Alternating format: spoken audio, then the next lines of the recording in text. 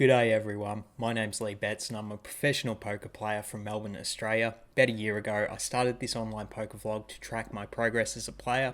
At the time, I was playing a live 2-5 at the casino, but because coronavirus forced the casino to shut down, I made the transition over to online poker, and at the moment I've been playing 100NL. I had been playing the 9-handed games for the most part until my last vlog, where I actually mixed in a few games of 6 max 100NL as well.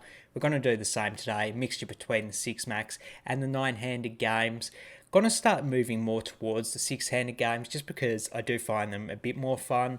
I don't want to totally abandon playing the 9-handed games. They are a bit more soft, but ideally in the long run I'd rather get better at 6 max because A, it's going to vastly improve my skills as a poker player playing in the tougher games, but B, I also just prefer it. It's more active, you've got to play more hand speed, put in more interesting spots when ranges are wider, so that's sort of the transition I'm trying to make at the moment. Just trying to phase out those 9-handed games, but I'm still playing both in the session we're going to cover today, so let's hop into that session now. So here we go, here's the session that we played. I did end up getting in a total of 1,257 hands, so very close to that 1,500 hand mark, which I usually try to get towards. Falling a bit short, it's not a huge deal. I still am putting in some volume, but really the more volume I put in, the better off I'm going to be, at least financially. So really looking to push it back towards that 1,500 hand mark. In terms of results on this session, definitely ran very hot this session. Did end up winning 755. You know what? It's fun to run good sometimes and win a lot, but did I play well? Well, we've got the most interesting hand histories from the session to go over, and they really do tell a picture of how I played. So with any further ado, let's get into everyone's favourite part of the vlog and start analysing the hands. So we're starting things off in the 6 max streets. The action gets to a tight aggressive button. They go ahead and open it up to 2.5. And I'm in the big blind with pocket nines, and I think there's merit to both calling and 3-betting. As long as you're not folding this hand pre-flop, I don't mind your line. This instance, I decided to call, so we go heads up to a flop. There's a banger flop if I ever saw one. Jack 9-4 rainbow, so we do flop middle set, and typically, I would advocate for just checking this hand over to an opponent. It's a great spot to put in a check raise. We're actually going to want to check raise with a lot of bluffs on this board as well if we do think our opponent is c-betting pretty wide. But even if they're c-betting narrower, that's just a range of hands we can get a check raise paid off against. I don't actually decide to check it in this spot. I do decide to deviate from my plan, and I actually decide to lead out. Now, there's a very specific reason I'm leading out here at this point. We're about half an hour into the session, and I've already played a few hands with this opponent, and I do notice that they do like to check down a lot of their showdown value hands. For instance, we played a hand with a 3-bet ace king, and they ended up just checking it down to the river on a jack high board, which I do think is a fine play, but I just wonder if I do lead out with some of my hands that beat ace highs, are we going to get called down? I'm not sure. I would rather me put them in that spot than them just take a passive line with all of their ace-x hands, which they're going to have a lot of opening the button on this board. So I decided to mix it up a bit. Hop in the comments below. Let me know what you think of my lead there. I know a lot of you are going to hate it. I took it in this spot. I led out for 4. And then the opponent calls. So that's good news so far. So we see a turn, and it's the 7 of diamonds. The only thing this really changes is it does make a straight with 10-8. It also does make a few 2 pairs. If my opponent has Jack 7, 9-7, something like that, then they have a stronger hand that they can pay us off with. Whatever the case, we definitely want to keep on betting here. I do think some of my opponent's ace highs will start to fold here. Some of them definitely won't though. Some of their ace highs have gut shots now, and they don't have to have an ace high hand when they call my bet. They actually could have a strong pair. They could have a strong jack. They could even have an over pair in their range. So I just want to lead out to keep trying to get paid off by that range. I go ahead and make it 9. And then my opponent calls. So we're loving this news so far. I think the chances my opponent does have a strong 1-pair hand is very, very likely. And I'm absolutely looking to put a bet in on the river to get paid off. And then the river's a 10 of diamonds, which is an absolute trash river for us because now it is a 4-liner 2 and 8. I'm not sure what the opponent's going to think of my leading range, but I suspect that they're going to suspect that I have a lot of 8s in my range, so I actually can't go that crazy with a large bet here. I will think my opponent will be scared off with some of their stronger 1-pair hands on this river. Still going to bet at it though, because they're not going to bet those hands themselves. So I go ahead and size down. I make it 18, and then my opponent throws in the call. So happy days to not get raised there, because I do think if my opponent had an 8, they might go ahead and raise, and we're actually going to scoop in this pot. So great way to start the session with a very unconventional line.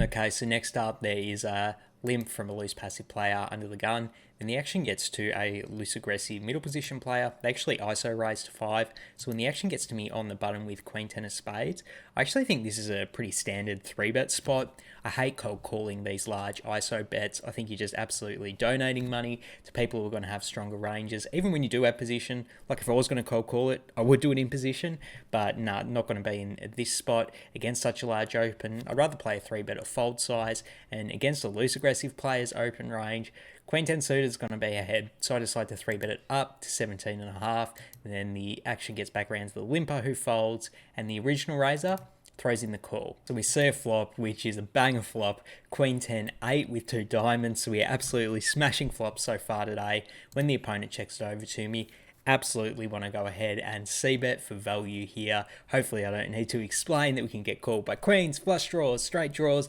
whole bunch of stuff we can get called by. I go ahead and bet out for 12. If I'm going to critique my play in this spot, could use a larger bet sizing just because I think my opponent's going to call so often. I'm probably not going to be range betting this board with like my ace king hands and stuff like that. So if I'm going to, construct a checking range, it gives me a bit of leeway to make a betting range with a larger sizing. So bit of a stuff up on the flop here. Regardless though, happy that I did bet. I made it 12. And then my opponent throws in the call. So we're loving that news. We're off to a turn, which is the 4 of hearts. The opponent goes ahead and checks it over to me again. Same story here. Definitely want to keep betting. My opponent might potentially start to fold some of their weaker Queen X hands, but if they have Ace Queen, King Queen, definitely think they're going to still call. We might even bet and then get like check raised by a flush draw or something just because his opponent is loose aggressive. So definitely want to give him that option. I go ahead and bet 42. Happy that I did size up on this street. Just wish I had it on the previous street as well. Then my opponent throws in the call. So we see a river, and it's about the worst river card in the deck. It is the Jack of Diamonds, putting out front door flush draw as well as making a 4-liner to a 9. So we lose to a lot of stuff now, and when the opponent goes ahead and leads out for just a bit under the size of the pot, basically they've almost gone all in here. Sucky spot for us, but at the end of the day, I absolutely think we have to fold here. My opponent's going to have a bunch of ace-x of diamond hands in their range, which are nuts on this river. And if they were bluffing here, it'd have to be like ace of diamonds, queen of clubs, which is somewhat possible, but it'd just have to be a showdown value hand they were calling down with. And now they have decided to turn into a bluff, which isn't impossible against an opponent type like this. I'm just not going to give them credit in the spot when they do have so many flushes, and they could even be going for thin value with a 9. So I just go ahead and put my hand in the muck. So yeah, ran pretty good to flop the 2 pair, but at least we were able to get away from it when my opponent did get there on the river. Okay, so we're returning back to our 9 max roots on this one. The action gets to me in the cutoff with King Jack of Diamonds. I open it up for 3. Then the action gets to a loose passive big blind, and they throw in the call. So we're heads up to a flop of ace ace 7 with 2 clubs. The action checks over to me here, and I've talked about on this vlog numerous times now how it can be a good idea to have a range bet on ace high boards when you are the pre-flop aggressor, because you're going to have the strongest aces in your range. I decided to go with the strategy in this spot. I will say though, if you were going to construct a checking range, King Jack might be a good hand to do it with, particularly when you don't have any type of backdoor flush draw, which I don't in this instance, but I decided to go with the range bet strategy on this board. I go ahead and bet 2, and then here's where things get really interesting. My opponent check raises me to 4. So a literal min click of my tiny flop bet. So the action's back on me here, and it's kind of an awkward spot because we do have showdown value with king high here, but our opponent is going to have a lot of ace-x hands in their range, and even if they are like semi-bluffing with a check raise, flush draws are going to have really good equity against us, particularly if those flush draws don't have a king or jack in their hand. So it is kind of awkward, but getting such a good price with a hand that has showdown value, I think we have to call with the king jack, which is what I do in game. So off to the turn, which is the 5 of spades, does not help me at all. And then my opponent keeps betting at it. They go ahead and bet 4. So actually the same size as their tiny bet on the previous street. So it's like, this is just where the hand gets a bit confusing, because I'm like, their bet's so tiny, my pot odds are so good, and I still have showdown value, But like, what is my opponent doing this with? Are they using a small sizing because they're going for thin value with a hand like a 7 or a hand like pocket 8s? Like, I do think that's possible. They've got to figure they don't have a lot of fold equity when they're betting this small. And I mean, it does put me in a little bit of an awkward spot. But like I said before, we do have a showdown value hand, and I'm not looking to fold getting that good a price, particularly in position. So I'll throw in the call again. So it heads up to the river, which is the 10 of diamonds. The action's on the opponent, and then they keep betting at it. But this time, they size up to 5.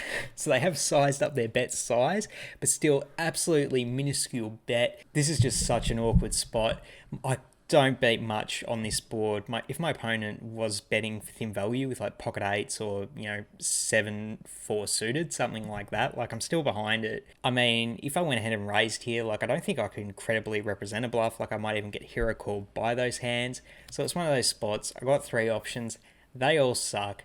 I just decide to shrug my shoulders and throw in the call. I think the chances that I'm good here are very, very unlikely. But when my opponent bets less than 1/4 of the pot, I really don't need to be with the strongest hand that often to profitably call in this spot. So I'm probably just going to call down with all of my showdown value hands in this spot. And then we did call, so we do get to see what our opponent had. King 10 offsuit. So they were actually kind of semi-bluffing, I think, for the first 2 streets. But then they got there on the river and they put in a thin value bet. And I mean, just kind of a funny hand. Back to 6 max now, and I have ace queen in MP. I go ahead and open it up to 3, and then a loose passive player in the cutoff throws in the call. So we're heads up to a flop of ace 9-5. I've already explained it in this flop. We're range betting this board. I go ahead and make it 2.5. I will say though, range betting against a loose passive opponent's cold call range, it might be a bit of a mistake. I could potentially size up for value if I think they're going to call a lot. If they call pre-flop with a lot of ace X offsuit hands, I definitely think that there's a high chance they're going to pay off a bigger bet. So maybe I shouldn't be range betting in this spot, but I was. I go ahead and make it 2.5. Then my opponent throws in the call. So we're off to the turn, which beautiful turn. Queen of diamonds, putting out backdoor diamonds. Gonna keep betting at it against the least passive opponent. I do size up this time. I go ahead and make it 9. I will say, even if I did go ahead and bet like the size of the pot, I don't think that will be totally outrageous. I think my opponent is going to have a lot of ace X hands that they're going to call the flop with. And even if they did call on the flop with a hand like, 9-10 that's a weak pair, I really think they're going to call that bet as often as when I bet 9 as they will as I bet a pot size bet. So there's just no elasticity there, and I'm not value targeting that hand anyway. So I really could just size up to get max value from an ace. So again, it's just like I might even potentially be missing value by betting this size. I go ahead and bet 9, and then my opponent does throw in the call again. So we're off to the river. Beautiful river. Queen of hearts. So as if our top 2 pair wasn't good enough, we river a full house. Now the action's on me here, and I have a decision on what size I want to bet. And I've complained on the previous 2 straights that I didn't bet large enough to maximally exploit the opponent. Well, in this spot, I definitely want to try and reverse that mistake and consider mixing in an overbet here. Like I said on the turn, my opponent probably is going to be inelastic when they're calling with a 9 or not. I think the same might be true on the river here. If my opponent does have, well, if they have a queen, for sure they're going to call any size bet. And I do think they have a few queens in their range just because they're going to call pre-flop with like king queen offsuit and queen jack offsuit, which they'll probably float to such a small bet in position. So I do think they have a few queens in their range, which they're going to call any bet size, as they should, by the way. But then it just comes down to what's the maximum size bet an ace X hand will pay off. And I really think this is a loose passive opponent. I really think they might even be tempted to call an overbet. So I decide to go for it in this spot. I go ahead and bet 45. Then the action's in my opponent, and they're in the tank for about 10 seconds. And I'm like, oh, they have like ace jack, and they're definitely going to fold. They're definitely going to fold. Then they throw in the call. Boom, so we're loving that news. The tank call is exactly what we wanted there. So there you go. Absolutely stoked that I did finally decide to size up on the river, but I probably could have won the extra 30.9 if I'd have sized up on the previous straight. This opponent wasn't looking to fold their ace X hand, and we might have even missed a bit of value. So next up, another 6-handed one. I'm under the gun with ace jack of spades. I open it up for 3. Then we get a call from a loose aggressive button, as well as a loose passive big blind. So we're 3 ways to a flop. We're loving the flops today. Jack 8-3, rainbow. So the action gets checked over to me, and I think there is somewhat of an interesting decision with what we want to do with our top pair, top kicker here. And the reasons for betting are pretty self-explanatory. The straight draws, worst jacks, worst pairs we can get called by. But I actually think out of position to a loose aggressive opponent, this is a great spot to check to induce a bet from a worse hand. I think this opponent, if they have any piece of this board, they're going to bet off. So any pair, any gut shot, any straight draw, king 9 suited or something, they're probably just going to bet at it because they are loose aggressive. So I do think it's a good spot to mix in a check to induce, which is what I do in this spot. My plan doesn't work though because they check back. So we're still 3 ways to a turn. Bang a turn, ace of clubs, we make top 2 pair. Again on the turn. You can tell I ran hot this day, right? The action's on the loose passive big blind. They check it over. The action's on me now, and definitely going to bet this turn. We have such a strong hand, and I actually think I'll bluff this turn a lot just because my opponent's going to know. I have a lot of ace-x hands in my flop check range, so it's a good spot to represent a bluff with one of our stronger hands. So I go ahead and move it up to 6, and then the loose aggressive opponent folds, and the loose passive player calls. So we're off to the river. Queen of hearts, the opponent checks it over to me, and still looking to put in a big bet here. A loose passive opponent is going to have a bunch of ace-x hands in their range, very similar to the last hand, and I think they'll call a bigger bet when the flop did check through, just because they're so close to showdown. I feel like loose passive players really like getting to showdown, and the fact that we're so close, I think I can get a big bet paid off here. So I go ahead and make it 15, then the action gets back to the opponent, and they go ahead and check raise it to 60. So the action's on me now, and I'll be 100% honest, I'm actually very concerned by this bet because the open-ended straight draw of 10-9 got there on the river, and my opponent's definitely going to have all the offsuit combinations of 10-9 in their range. So that's what I'm mostly worried about. If my opponent's bluffing, they could be doing it with a missed club draw, but I just really don't expect a loose passive opponent to be doing that. I kind of take bluffs out of their range, and then it's just like, are they going for thinner value with a worst 2 pair? It's kind of hard to say because they could have rivered Queen Jack. They could have, turned Ace 8 and then they just played check call instead of check raise. I am a bit skeptical with those Ace-X hands that were 2 pair on the turn. I really do think they're either going to lead or check raise, particularly when they know I'm going to have a lot of Ace King in my range. So I kind of take those out of their range. So it's just like, are they going for thin value with Queen Jack, or are they only doing this with the literal nut straight? And I mean, I've got my opinions on it. I don't think they are, so I actually did decide to go ahead and fold in this spot. If you disagree with my read and you do think they are going for it with thinner value bets, or you do think they might be bluffing, hop in the comments below and roast me for my new fold. Alright, next up, we're back to the 9-handed games, and a loose passive player limps in early position, and the action's to me in middle position with ace-jack suited again. I go ahead and ISO it up to 5. Then we get a cold call from a loose passive player in the cutoff, and the limper calls as well. So we go 3 ways to a flop, and that's a beautiful flop. It is King 10-8 with 2 diamonds. So we flop a combo draw here, which is always a lot of fun. The first loose passive player checks it over to me, and in this spot, I do think there might be some merit to checking sometimes, but I really think betting most of the time is going to be the better play here. Even in a multi-way pot, we're going to have a lot of strong kings in our range that we can represent. We're going to have all of the sets on this board, so we can represent a lot of strength betting into 2 players. But even if we do get called, we have so much equity. We have a gut shot to a queen. We have the nut flush draw. We don't really even mind getting more action, so I decide to put in a bet. I go ahead and make it 6, and then the cutoff actually goes ahead and raises me to 12. So another min click raise. There's a lot of those going on in these 100 NL games. In case you were wondering why I play 100 NL, so the action's back to the early position player, and they just fold. Now we're on me again, and I think we have another interesting choice, whether we want to just call this bet or whether we want to go ahead and put in a 3-bet. And I think the decision comes down to what type of read do you have on the min click raise. A lot of opponents will min click raise when they have the nuts, just because they have a really strong hand that they want to get action with, but they're worried if they raise too big that you're going to fold. And some other players, they min click raised just for a bit of protection, particularly in position where they know it's likely I'm just going to call this bet with a lot of my hands, and then they're going to check the turn and play a bit of pot control. So it just really comes down to what part of their range I think they're doing this with, and if I do think they're nutted, calling's just fine with a nut flush draw. But if I think they're going for a bit of thin value, really like putting in a 3-bet, putting them to the test with some of the stronger hands in their range. And I think in this specific spot, I think 3-betting is the right play because I think on a board this wet where there are so many straight draws, flush draws, my opponent's going to have a lot of one pair kings in their range, a lot of 10x of diamond hands, just a lot of worse diamonds in general. I think 3-betting against that range is going to put them in a nightmare spot, and we always want to be putting our opponents to the nightmare spot. So I go ahead and 3-bet here. Hop in the comments below if you would rather call yourself and explain why. Definitely curious to hear opposing opinions. So I make it 45. Then my opponent hits a tank for about 10 seconds before throwing in the call. So it heads up to the turn. I mean, that's a beautiful turn if I ever saw one. 3 diamonds, that's perfect. We make the nuts. Now the action's on me, and I definitely want to keep betting at it, but I really don't want to go too big. Like I said on the turn, I think my opponent's going to have a lot of weak flush draws and strong kings in their range. I just want to go ahead and bet here because we're ahead of all those hands and we can get value.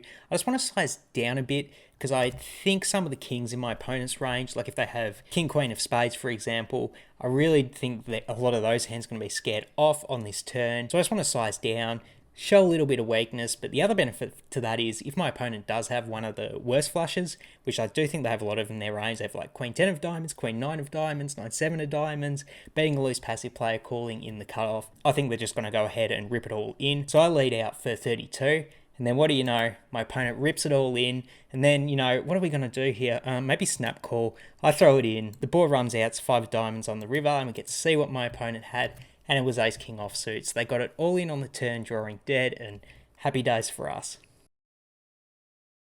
Alright, so this is going to be the last hand we go over today, and it's definitely not the biggest pot I played this session or anything like that, but it might just be my favourite, and you'll see why in a minute, but I'm really happy with this one. So the action gets to a tight passive player in the hijack, and they go ahead and open it up to 3, and then a loose aggressive player on the button, they call. So now the action's on me in the small blind with ace queen, and I think the standard normal play here would just to go ahead and 3-bet. Typically ace queen offsuit is going to be way ahead of a hijack opening range, but I think in this specific instance it's actually a better spot to just call pre-flop for a few very important reasons.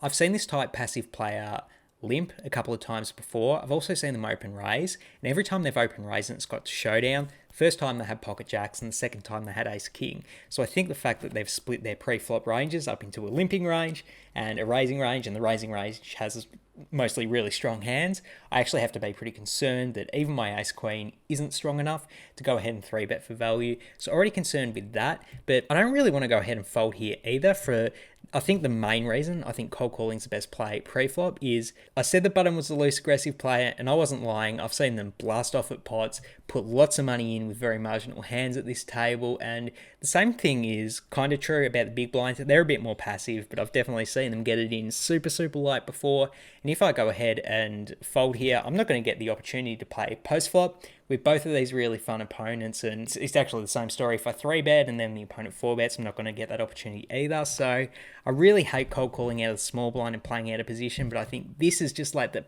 perfect cocktail of dynamics where it is the best play. And I decide to go with it in this spot. I throw in the call, and then unfortunately the big blind does fold, but at least we're still in there with the passive player and the aggressive player. So we go 3 ways to a flop.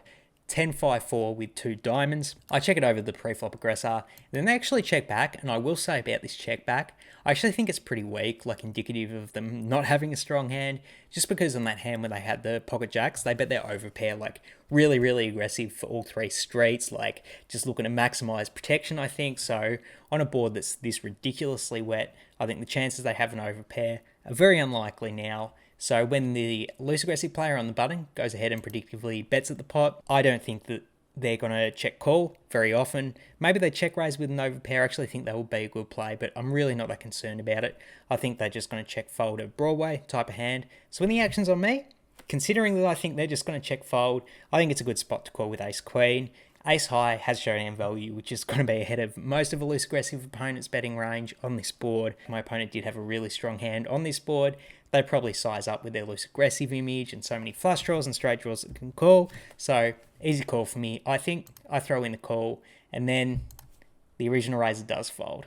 So we're off to the turn, which is a repeat 10 of spades, putting our backdoor spades. I keep checking it over to the loose aggressive opponent, but then they go ahead and check back. And I will say about this check back, I actually do think it's indicative of some type of showdown value, just because I'm so accustomed to this opponent just blasting off with air that, like, when they do check back, it's a bit, does raise a bit of an eyebrow. Maybe they are, like, realizing that they're being a bit too aggressive and they're cooling down with their air hands, but wouldn't be surprised if this is a showdown-driven range. When we're off to the river and it's a jack of diamonds, I actually think the chances my ace-high are good now are less likely, just because I think my opponent's going to have a lot of, like, random 5x, like ace-5 offsuit, 7-5 offsuits, and pocket 8s, pocket 6s in their range, which they're probably going to play like this. And additionally, a lot of their Broadway hands that they were just stabbing at the flop with, they've actually made a pair on this river. So like Queen Jack, King Jack, Jack 9, for example, all of those have a pair on the river now. So we're actually behind with ace high. So I really don't think we can check call on the river. So because I really do think there's a very good chance I'm behind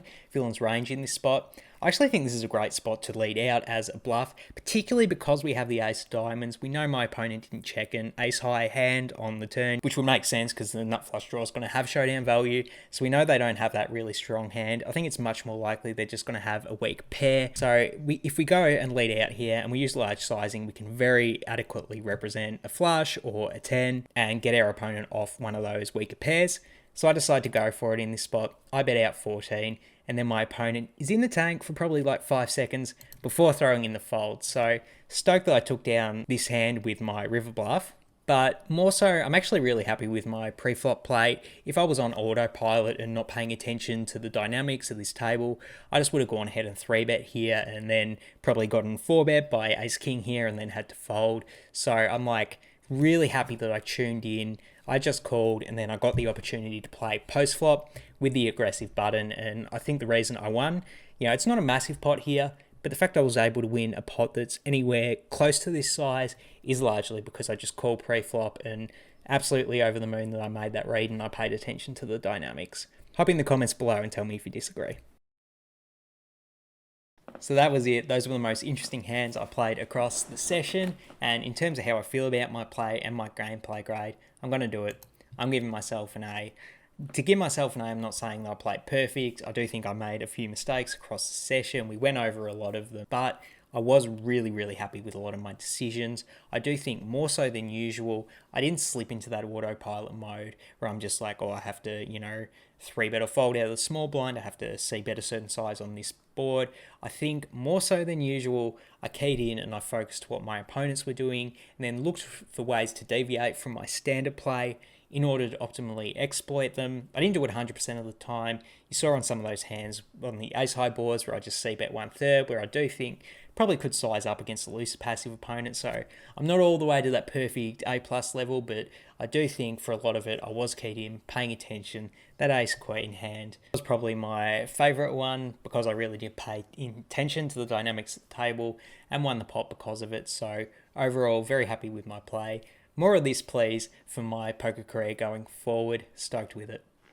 That's going to wrap it up for today. Thank you so much for sticking all the way to the end of the vlog. That really does help my channel's analytics, and I do appreciate it. Something else I appreciate is all of my subscribers. So if you haven't already hit the subscribe button, go ahead and do it now. You're going to get these vlogs as they come out. I'm playing so much online poker and so many interesting hands to go over as I improve my game, or even if I get worse, hit the subscribe button and you're going to get to watch the shit show. And if you haven't already, hop in the comments, leave your thoughts on the hands, and hit that thumbs up button as well. And then go ahead and follow me over on Instagram at Leigh Bets. Get these interactive hand histories as they come out. Everyone seems to love them, so check them out if you haven't already. For now, I'm out of here. Peace.